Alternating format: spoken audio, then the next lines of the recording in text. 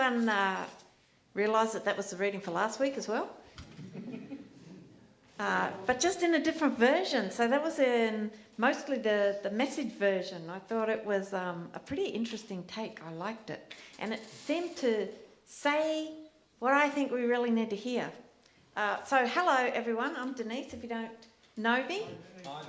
Looking forward to meeting you if you haven't met me before over supper or up at GYG. We've been looking last week at our ways of working together, and for those of you who don't know, our church went on a bit of a collaborative journey trying to decide what are some principles that we can use in our church for this diverse group of people to be able to work together and belong together and be in community together. And so we've come up with these kind of 4 dot points, and I talked about 2 of those dot points last week, and we're going to do the next 2 this week. So this is really unpacking what it was that we all had the opportunity to input into, and I think they're great, our ways of working together. They're not rules that if you break, you get kicked out. They are, I don't know, we like to call them aspirational goals. These are things that can shape the way that we do things. This is things that can build our community in a way that it grows. So, the little preamble to our ways of working together, I'm just going to read it. It says, we aim to be a radically inclusive church, reflecting Christ to each other and the world. So, as a congregation, we aspire to the following ways of working together. Last week, we looked at the first 2 points. Here's the first one. As a diverse congregation, we seek to value and respect the diversity of people, beliefs, opinions, and experiences within our congregation, knowing that diversity makes us a better congregation. And we saw last week how congregations are healthier and stronger when they're diverse. And so diversity is something that we value and we cherish at MCC. When a group of diverse people come together, our worlds grow larger and we can see further. But our ways of working together also acknowledge that diversity can bring conflict. As we interact with people who hold different opinions, believe different things, have different ways of doing things. And so that's why we have the second point. We understand that conflict can fester and then escalate quickly. So we aim to handle interpersonal conflict early with vulnerable honesty and involve only the people who need to be involved.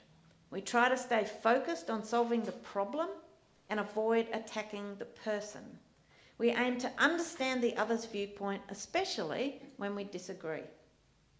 And so last week we looked at the model that was developed by a guy called Speed Lees, that I just love that name. And he came up with this model that predicted how conflict escalates typically. And we saw that the best response to conflict is to sort it out while it's still a low-level conflict. That we need to understand we have a problem to solve rather than a contest to win. So that was last week. Today we're going to look at the last 2 points of our ways of working together. And I want to emphasise again, if I haven't said it enough times, that these aren't rules, that if you break, you have to stand in the naughty corner. Aspire means that this is what we aim for. This is what we'd like to be. These ways of working together set the climate for our congregation so that good things might grow and that weeds might shrivel before they get a chance to put down roots. None of us will get these right all the time, but aspire means that we're committed to trying, because we really want to be a strong and healthy community that values all people. So here's our third point. We said, because privacy and confidentiality are important to us, we are cautious about sharing other people's personal information, including stories, photos, videos that might be sensitive. We endeavour to check in with them if in doubt. This one I think is especially important for our congregation, and really it kind of came out of left field for me, I guess, as we got together and talked about what's important to us as a congregation. But this one came up a lot, and so it's clearly a very important thing for us. Some people are in complicated or sensitive work and family situations, and they may be negatively impacted by the wrong person discovering their involvement in our church. This is a sad fact, but it's true. So what this point says is that we have a responsibility to others in the congregation for what we share about them. And it's particularly important in our world of social media where, of course, we want to share our lives with our friends, and it's so easy to share a photo instantly and without much thought to who might be in it, even if they're just in the background. And we shared the photo with absolutely no intention of doing any harm, but the impact for someone in it could be disastrous. So developing a habit of pausing before posting and checking in with anyone that you're not sure would be okay with you sharing it is a just good practice that we need to develop in our church. It's one of the reasons, actually, that we use Slack. So Slack is our social media platform. Megan's not here, so I'll say it. You must have been under a rock if you don't know about Slack, or perhaps you're new.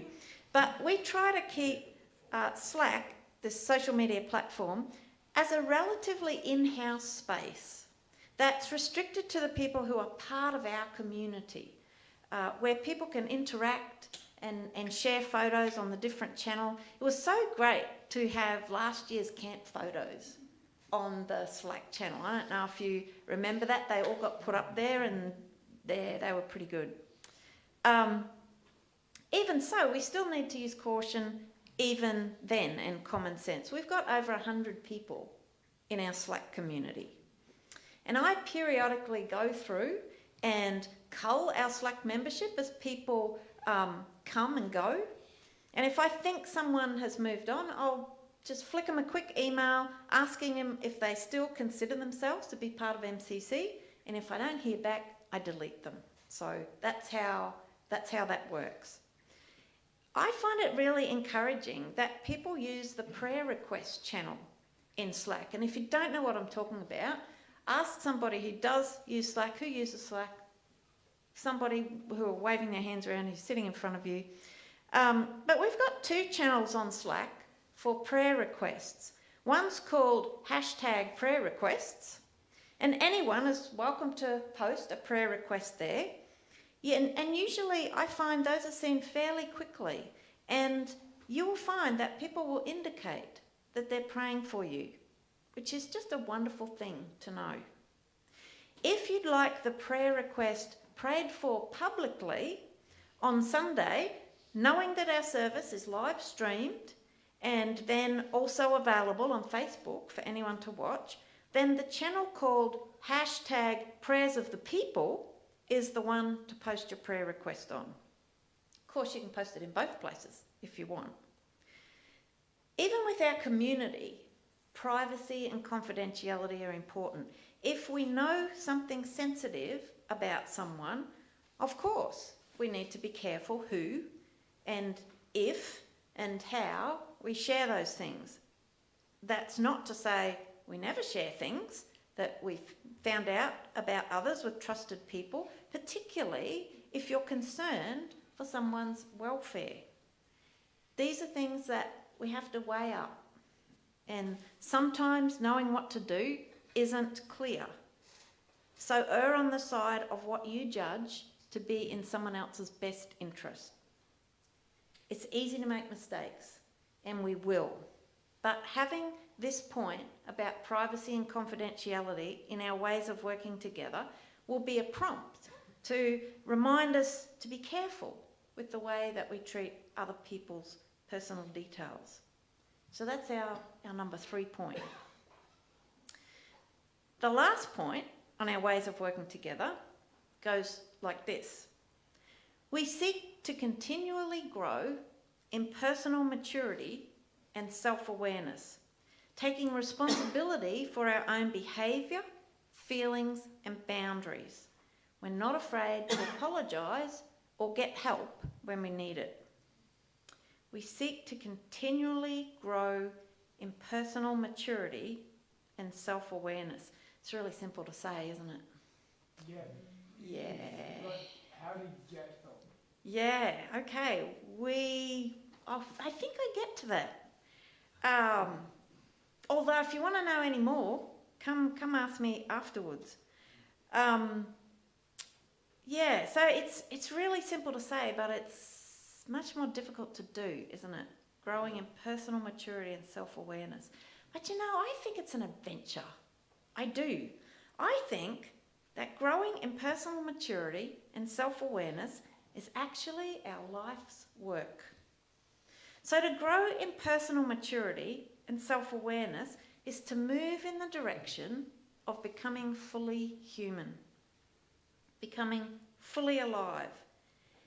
This point in our ways of working together ties maturity and self-awareness together, and I believe rightfully so. So whoever of you came up with these 2 words, and it was a collaborative process, so goodness knows where it started, I think those 2 just go together really well.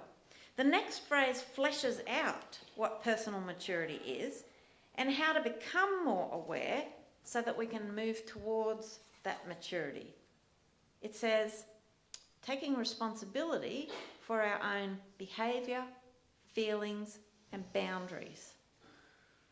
It's very hard to take responsibility for our own behaviour, feelings and boundaries if we're not seeing how our behaviour is impacting others, if we're oblivious to the emotions that are inside of us calling out for attention, and if we're not aware of where our personal boundaries are.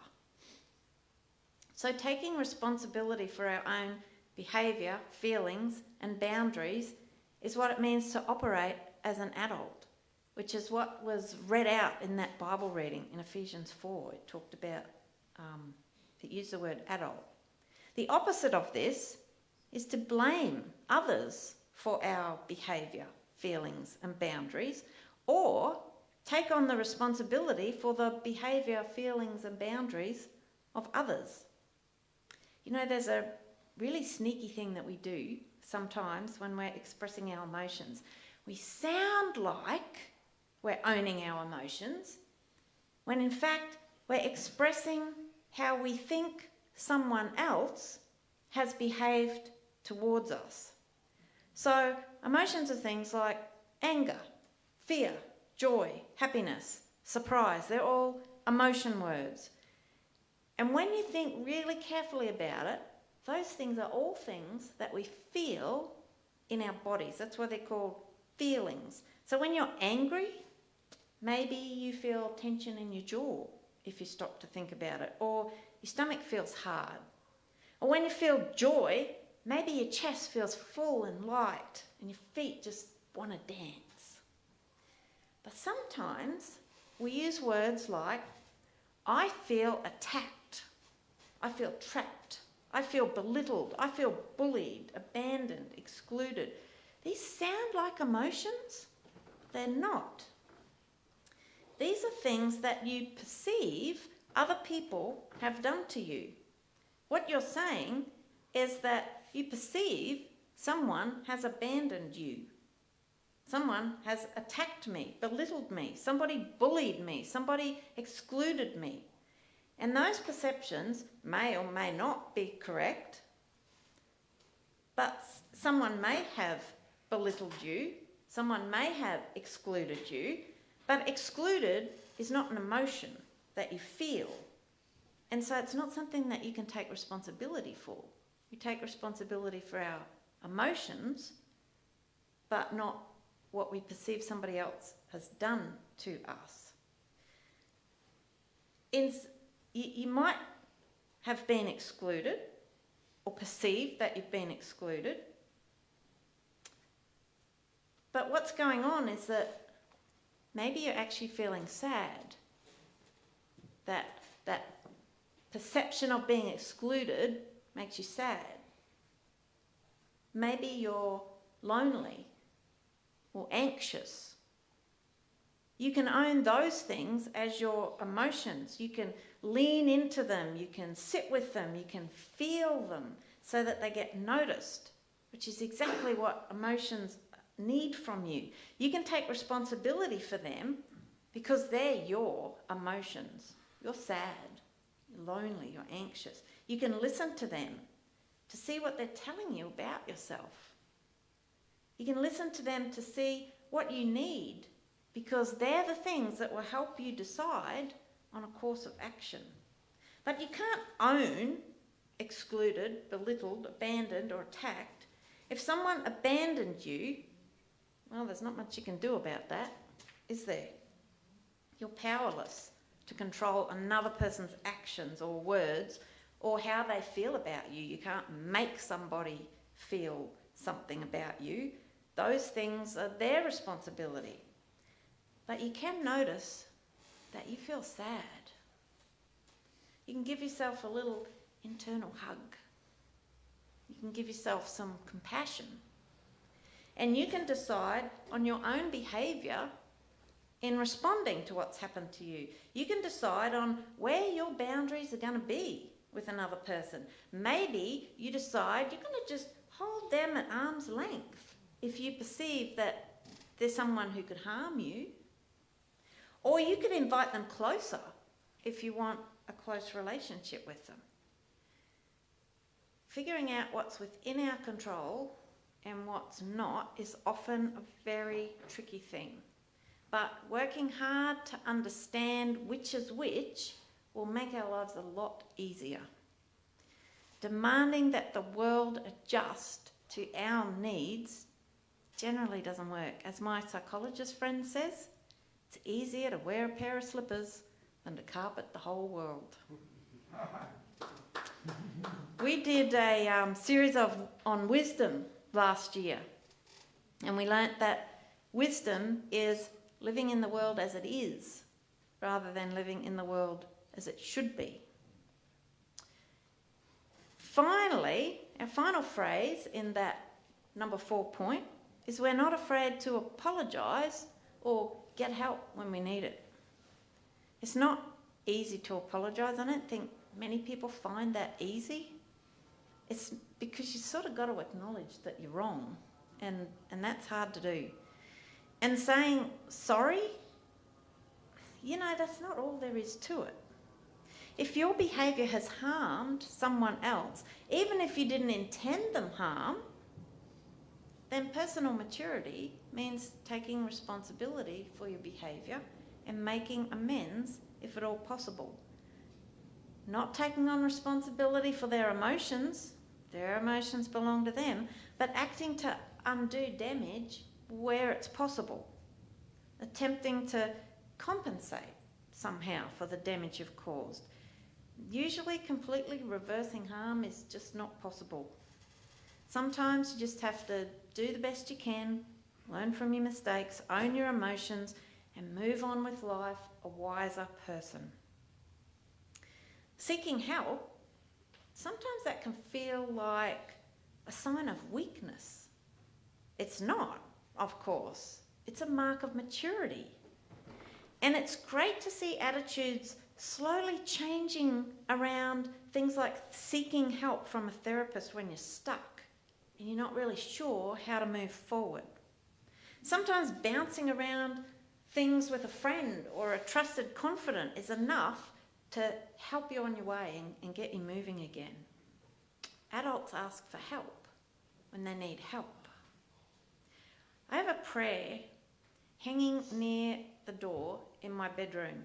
It's been at the door of my bedroom for as many years as I can remember. We recently painted our house and I took it off And then when I came to putting back all the things back up on my walls, I looked at it and I thought, wow, this has been there for such a long time. Maybe I'll find something new. And then I thought, no, that needs to go back. It needs to go back near the door of my bedroom where I can see it as I walk in and out. It remains one of the most profound prayers I've ever come across, and I reflect on it often. And it really sums up that final point of our ways of working together.